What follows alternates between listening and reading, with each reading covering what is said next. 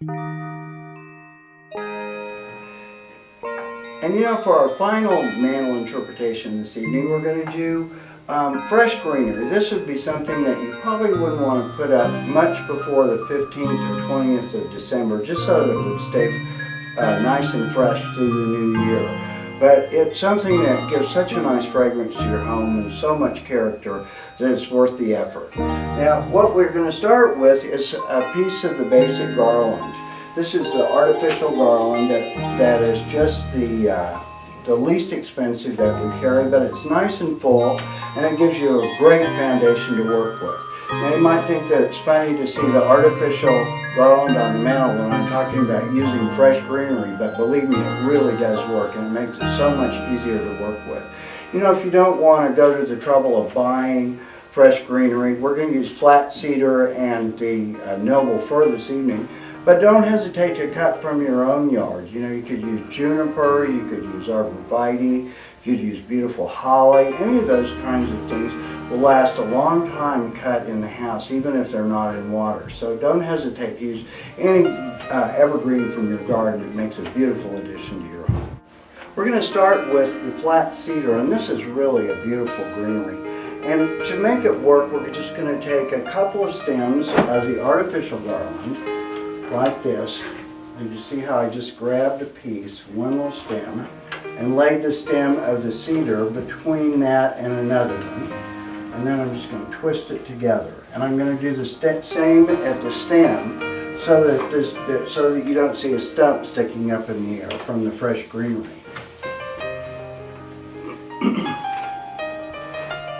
And we're going to continue to radiate from the middle. We're going to go this way, all the way down, and then we're going to go this way, all the way down, just continuing what I've begun. So you can see now that we've got the flat cedar radiating from the center of the fireplace all the way down to the floor. You know, it gives just a beautiful, graceful look. Noble fir. This is a lot like a Douglas fir, only it's much heavier, and it's a nice stout greenery. It's beautiful. It will just give us a whole nother look, you can see. See how much weight that adds to the garland already. It really gives you a whole nother dimension. The character of the noble fir is so much different than the flat cedar that these two textures really interact with one another beautifully. It's something that really is appealing both to your senses of smell and, of course, to your wonderful eye.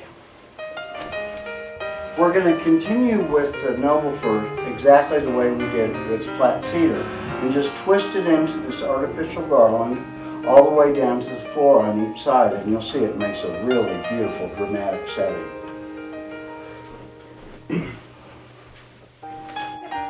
Now that we've finished just adding the fresh greenery to the permanent garland, you can see how dramatic it is. It's just thick and voluptuous. Makes a beautiful, beautiful background for whatever you want to add to it. It's something that you can easily install a week before Christmas, and it'll last beautifully through the holiday. Now to accessorize this mantel, we've decided to use beautiful fresh produce. And I've selected these wonderful bright green pears, some of the smaller apples. You know, in this kind of decoration, I like the small, kind of wilder looking apples more than the great big hybrid apples. And some little tangerines. I think that'll be a really pretty combination. I've also got just a few pomegranates that'll give us a nice texture contrast. So what we're going to do is start with the pears, and then add the apples, and then add the tangerines.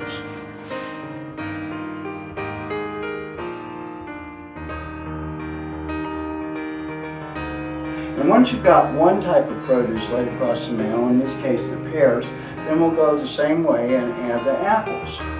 For our next element, we're going to add some beautiful pine cones, and I've chosen some beautiful Northwest sugar cones, these beautiful oversized pine cones, and then some just regular, you know, local pine cones that are beautiful.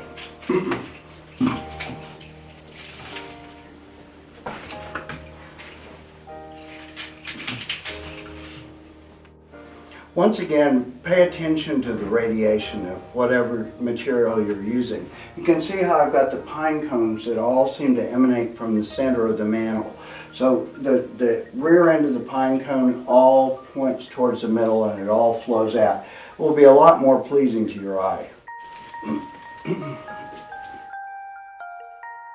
You know, once again, we're going to add some candles. I think candles on a mantel are just lovely, especially at the holidays. So I've chosen these beautiful alabaster candlesticks, and we're just going to tuck a couple of them in on either side.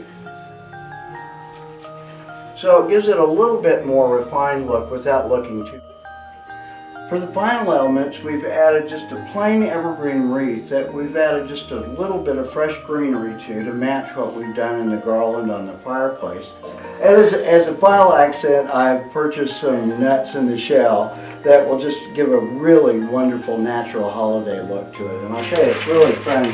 Just kind of sprinkle them loosely through the produce, just like that, just so that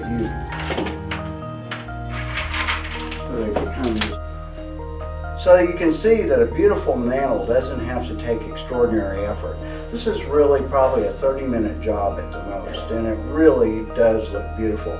Just make sure that you're prepared before you start. Go to the grocery store and pick out the fruits and nuts and things that you want to incorporate into your mantel. Make sure that you've got your greens cut and ready to use, and it'll be just as easy as pie. It's something you'll enjoy through the Christmas season.